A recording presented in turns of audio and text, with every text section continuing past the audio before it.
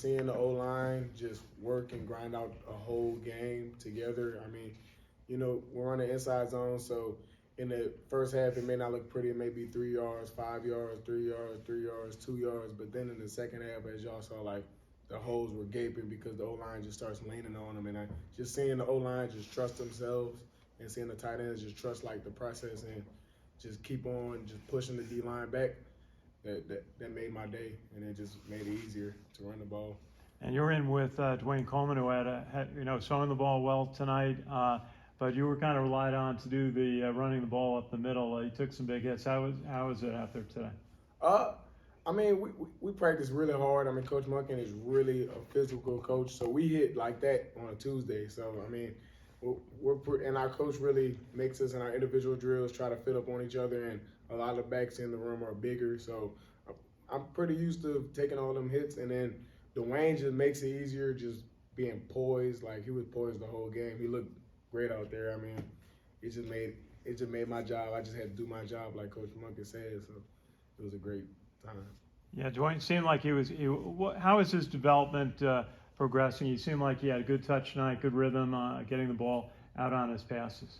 Well, when you transition from high school, you're probably the best athlete, especially at quarterback, and you probably can scramble a lot and get out of the pocket and get a lot of situations and just do what you want to do. And I think over the spring, he just got better with decision making every day. Coach Worley was really on him, like, to make better decisions, and I think he just put it together tonight. I mean, I don't think he made a bad decision out there. I mean, we were running RPO a lot, and he would either give it or pull it, and every time he gave it, the hole was there. Every time he pulled it, it was a big play for the slot on like a quick screen. So I think he just made great decisions all game, and I think it just showed his development, like just transitioning from that high school make a play mindset to like just making good decisions and putting the ball in people's hands so they can make a play. Very good, thank you. Miles, I got to talk about the opponent tonight, but I want to get your take on Dakota Wagner. He had the one-handed catch late in the game. What's the? I don't know if you saw the catch, but what do you think his progress has been this spring?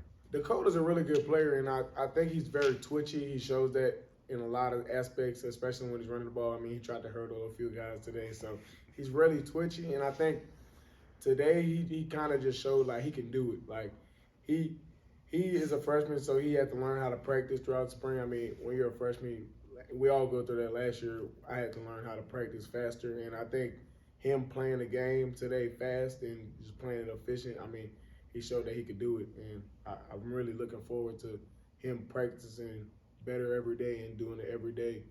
So I think his upside is really good, and that catch it's not something we haven't seen before because he made during the fall camp scrimmage, I think he caught a touchdown from Dwayne actually up the middle. So he got good hands for a running back. So run between the tackles. I mean, I played slot, and that's a lot on the edge. So I wanted to establish that I can run between the tackles and play physical. And I think there's always room to improve. I mean, you got to get in the weight room, got to get some weight on there, and then over the summer just getting faster. But I think this spring I really got to accomplish playing physical, and then just seeing the O-line being better at reading. I mean, Coach Page really helps us with our eye progression and pass protection and running the ball. So I think I accomplished what I wanted to just be more physical, and I think I achieved my goal this spring.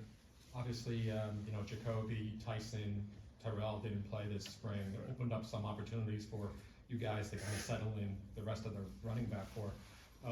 How advantageous was that, and are you going to give those guys a run for the money?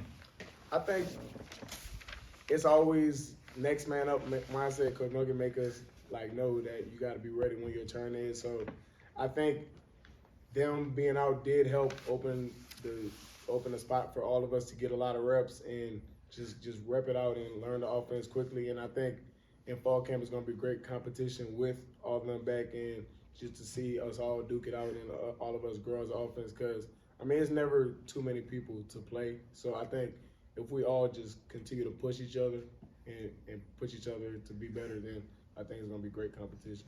Keep our foot on the pedal, and we got to keep being hungry. You got to be desperate to win. And I think the desperation, I mean, you saw it out there. It was a 1-point spring game. So, I mean, I think we're learning how to be more desperate, but I think us practicing better over the season will definitely lead to more victories throughout the year. So I think we just gotta get more desperate, just practice harder, and I think we're gonna get back to the winning ways. Thank you. Quick question. I was watching number 69, Matthew Adogi out at right guard, 325. Is he a good guy to follow?